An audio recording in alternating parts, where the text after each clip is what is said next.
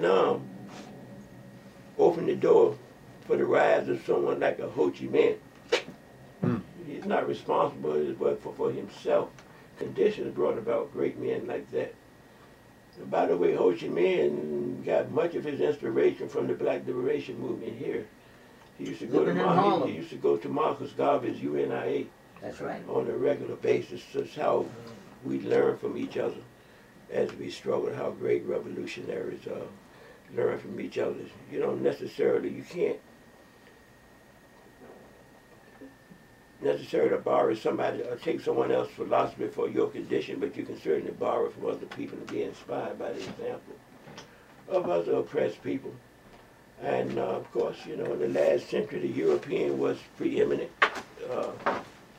militarily, economically, so all over the world, the darker races of the world was trying to get his foot off our neck. So in the process of all of that pressure, that natural law, you call the laws of God, was raising up great people and great men to challenge him. It's no accident, and in South Africa you had this series of freedom fighters. Nelson Mandela was only one of them. And there was someone even more militant than he was. But the point is that conditions create these kind of men. They don't necessarily come of themselves. Well, I would say we must understand the world of the spirit. It was conditions in East Africa and Kenya that caused the rise of someone like a Jomo Kenyatta. And by the way, he did not create the Mau Mau. There was another man by the name of Dimdan Kamate. That's right. Who created the Mau Mau. But I'm saying it was conditions of colonialism that brought out the best, in these men. So I'm just saying, the Creator, I don't care what nation it is, what race it is, what nationality, when people are oppressed, there's some natural law that will rise, that will bring out someone among that group. And they don't always listen now.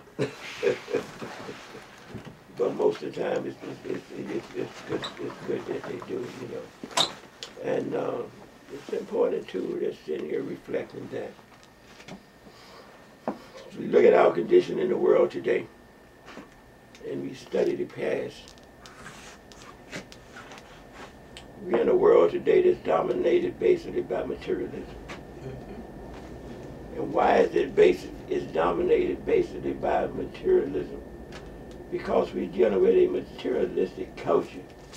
There are certain cultures that emphasize your spiritual development, your spiritual side. But in the last few centuries, we've been dominated by the European. His culture is mostly materialistic. It's not a spiritual, they're not spiritual people as we would know. Religious, perhaps. But all of your great spiritual leaders, and just not knocking anybody, but you notice all of your great spiritual leaders, the ones who have made a lasting impact in history, have either come out of Africa or Asia. But the difference is culture. It's culture. We dealt internally what's inside of you. The European is mostly exterior.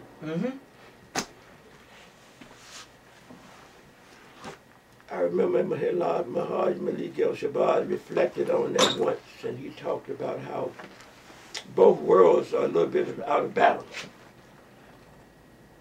The world of Africa and Asia, Latin America, before the coming of the European, had gone to one extreme at the expense of your material development. The European had gone to the opposite extreme. He's all materialist, but the thing is, you can balance the two. We need both. We need both. The European is the master of the material world. That's his role. That's his role. And we thank him for it. But by the same token, in the world of the darker races of the world of Africa and Asia, remember where civilization started at and flourished, which is the very birthplace of humanity, Africa in particular. They dealt with the inner self first. The material world became so we deal with that kind of imbalance, we have here in the world today. But the more we reflect, we need to get back towards the balance between the spiritual, and the material. And if anything, we need to develop our spiritual side, perhaps more than any other time in history, now. But at the same time, you have to also master technology.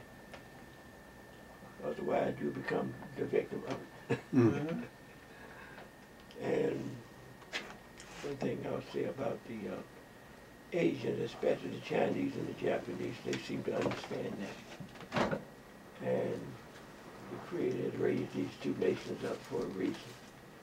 So, because they understood that in order to deal with this European, you better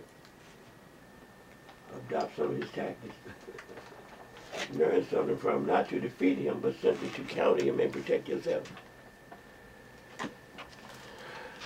I can be ever so spiritual, but if I got a man standing down to me with an atomic bomb, Yeah. you know what I mean? With jet planes, I've been in the military, I know what these weapons would do. If you don't have something to counter that, you're in serious trouble. You can play to doomsday. But, the old saying that God helps those who help themselves.